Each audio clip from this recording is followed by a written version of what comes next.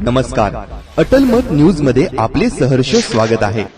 छत्रपती संभाजीनगर येथील टिळकनगर परिसरातील जीवन विकास ग्रंथालयातर्फे आयोजित करण्यात आलेल्या डॉक्टर सुप्र सातारकर स्मृती उत्कृष्ट महाविद्यालयीन ग्रंथपाल पुरस्कार वितरण सोहळा उत्साहात पार पडला। या वर्षीचा प्रतिष्ठेचा पुरस्कार श्री संत सावतामाळी ग्रामीण महाविद्यालय फुलंब्री येथील ग्रंथपाल डॉक्टर गणेश दिनकरराव कुलकर्णी यांना प्रदान करण्यात आला। छत्रपती संभाजीनगरचे महापौर समीर राजूरकर यांच्या हस्ते हा पुरस्कार देण्यात आला।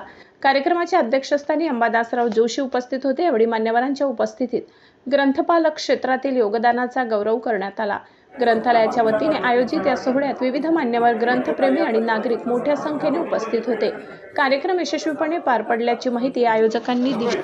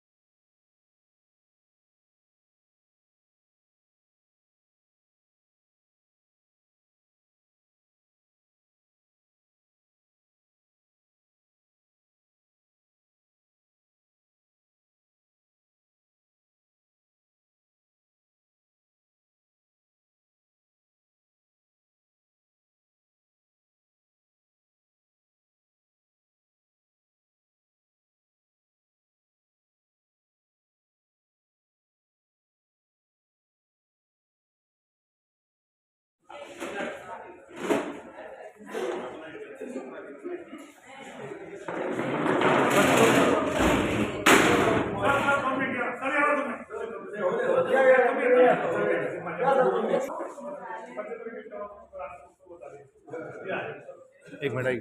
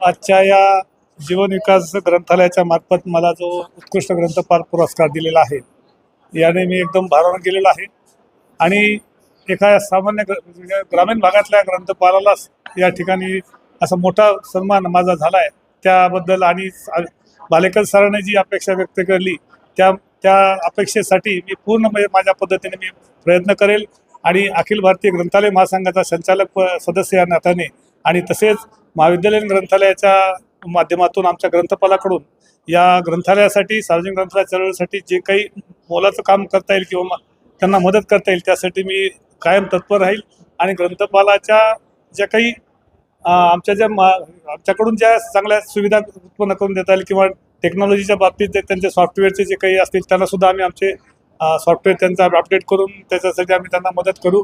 आणि आजचा हा पुरस्कार दिल्याबद्दल मी जीवन विकास ग्रंथालय समितीचे सर्व माननीय संचालक मंडळ सदस्य अध्यक्ष यांचे सर्वांचे मी ऋण व्यक्त करतो आणि याच्या पुढे जोमाने अजून ग्रंथालय चळवळीसाठी जेवढं काही मला काम करता येईल कार्य करता येईल आणि ग्रंथाचे वाचक संख्या कशी वाढेल याच्यासाठी माझा प्रयत्न राहील की जास्तीत जास्त विद्यार्थी वर्ग वाचक वर्ग ग्रंथालयात यावा वाचन करावं याच्यासाठी मी प्रयत्नशील राहील। ही ग्रंथपाल म्हणून माझी भूमिका असेल। धन्यवाद। तुमची निवड जी प्रक्रिया आहे ती कशा पद्धतीने ते निवड प्रक्रिया ही सरच सांगू शकतील कारण सरांची निवड प्रक्रियेमध्ये आम्ही मी सांगणार पुरस्कार निवड प्रक्रियेमध्ये आम्ही कुठेही अर्ज मागवत नाही.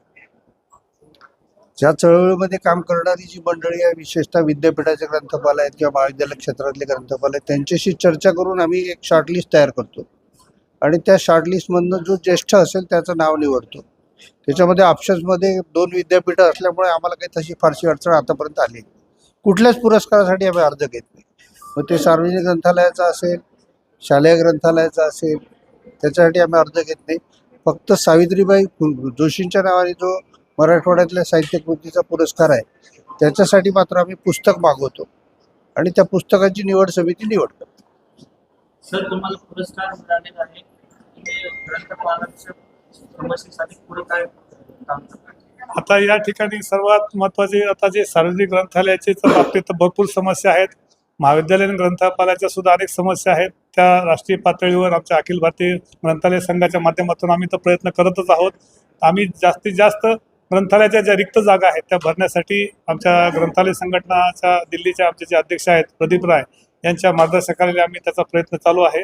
आणि सार्वजनिक ग्रंथालयाच्या ग्रंथपालाचं मानधन वाढावं, त्याचबरोबर ग्रंथपालाच्या सार्वजनिक ग्रंथालयाच्या जागा भराव्या, याच्यासाठी सुद्धा आमचे महाराष्ट्र ग्रंथालय संघ तसेच आमचं भारतीय ग्रंथालय संघ हे आता सध्या प्रयत्न आमच्या त्या पद्धतीने चालू आहेत. शासनाचं आमचं त्याची मागणी आम्ही करत आहोत आणि त्याला निश्चितच लवकरच यश येईल असं आम्हाला आमच्या अखिल भारतीय अध्यक्ष यांच्याकडून त्यांनी आम्हाला ग्वाही दिली की आम्ही लवकरात लवकर याच्यावर आम्ही कारवाई करायचा प्रयत्न करू.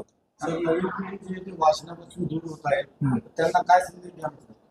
माझं म्हणणं आहे की आता नवीन पिढीने वाचनापासून दुर्लक्ष होत नाहीये, फक्त तिचं माध्यम बदललेलं आहे.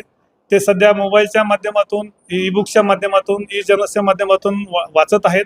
कारण की त्यांना त्या गोष्टी जागेवर मोबाईलमध्ये आणि कॉम्प्युटरमध्ये मिळत असल्यामुळं ते वाचन करत नाही असं म्हणणं चुकीचं आहे. वाचन करत आहेत, फक्त त्यांचं माध्यम बदललेलं आहे. आणि ग्रंथालयामध्ये येण्यामागची जी हा जो प्रश्न आहे ना, हा प्रश्न 1970 सालापासूनचा आहे. तर ज्या वेळेला अमेरिकन लायब्ररीने आपल्याला युनायटेड स्टेट इन्फॉर्मेशन सर्व्हिस केलं, तेव्हापासून कुठे पुस्तकं बंद झाली. त्यावेळेला लायब्ररी विदाउट वॉल पासून सगळे कन्सेप्ट आले. मुद्रण जे आहे त्या मुद्रणामधनं येणाऱ्या माध्यमाला मरण नाही. तुमचं डिजिटल माध्यम जे आहे ते डिजिटल माध्यम हे काही काळापुरतं आहे. वाचनाची सवय जर जोपासायची असेल तर छापील माध्यमच उपयोगात येणार आहे. तुमची वर्तमानपत्र वाचल्याशिवाय बातम्या किती ऐकल्या तरी वर्तमानपत्र वाचल्याशिवाय चैन पडते का? नाही पडत. म्हणजे आपण रात्री 12 वाजता बातमी घेतलेली असेल, ती सकाळी पेपरमध्ये आहे की नाही हे कन्फर्म केल्याशिवाय आपला विश्वास बसत. त्याच्यामुळे मुद्रित माध्यमाला मरण नाही, फक्त माध्यमाचं स्वरूप बदललेलं आहे. वाचन कमी झालेलं नाही, फक्त त्याचं स्वरूप थोडंसं बदलत आहे. आणि जी पुस्तकं मोबाईलच्या माध्यमामध्ये होती ती हळूहळू पुन्हा परत मुद्रित माध्यमाकडे येतात आहे. त्याच्यामुळे हा प्रश्न अनएंडिंग आहे. जशी जशी डेव्हलपमेंट होत राहतील तशा त्याच्यातनं नवीन गोष्टी येत राहतात, नवीन गोष्टी जात राहतात. त्याच्यामुळे काय फरक. इतर ग्रंथपालांना तुम्ही आजच्या निमित्ताने काय संदेश द्याल? माझ्या मते मी तर कोणाला काही सांगू शकत नाही, पण मी माझ्या स्वतःला ठरवलं की माझ्या सर्व्हिसमध्ये जे काही माझ्याकडून योगदान संस्थेसाठी, आपल्या ग्रंथालयासाठी, आपल्या ग्रंथालयाच्या व्यवसायासाठी आणि आपल्या ग्रंथालयाचं नाव जास्तीत जास्त मोठं व्हावं, आपल्या व्यवसायाचं नाव मोठं यासाठी जे काही कष्ट करावं लागतील, काम करावं लागेल, याचं माझ्याकडून मी माझ्या परीने प्रयत्न करत आहे आणि याच्या पुढेही करत राहणार आहे. कारण की आपलं कर्तव्य आपण करणं हीच महत्त्वाची गोष्ट आहे. दुसऱ्याला सांगण्यापेक्षा मी स्वतः करणं आणि त्याच्यातून जो काही होईल, कारण की मुलांकडून जो रिझल्ट मिळतो, मुलांकडून जे आम्हाला त्याची पावती मिळते, तेच आमच्यासाठी मोठा पुरस्कार आहे. म्हणून ग्रंथालयात येणारे विद्यार्थी हा आमच्यासाठी देवत्या समान आहे, वाचकच आमचा हे आहे. आणि त्याच्यासाठीच आम्ही, आणि त्यांच्यामुळेच आम्हाला नोकरी आहे किंवा आम्हाला जे काही उदरनिर्वाहाच्या गोष्टी होत्या त्यांच्यामुळेच होतात.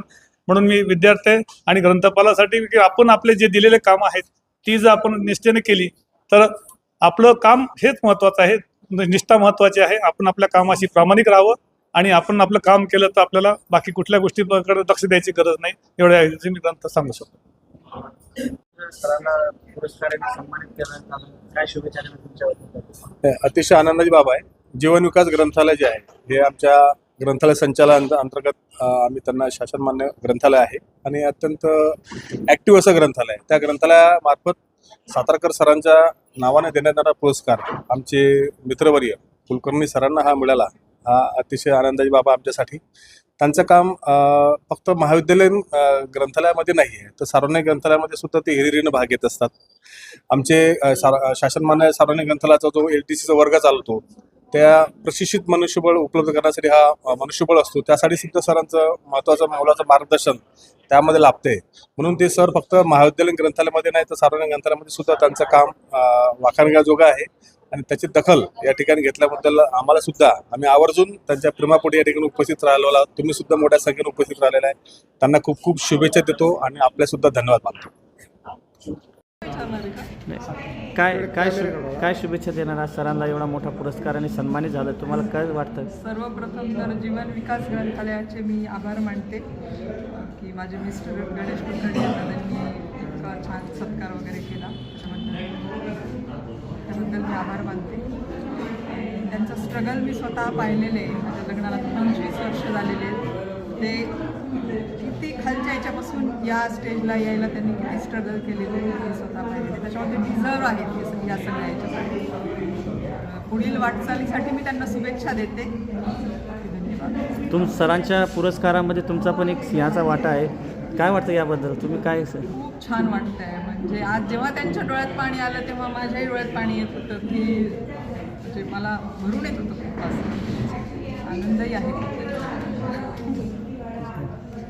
चालेल.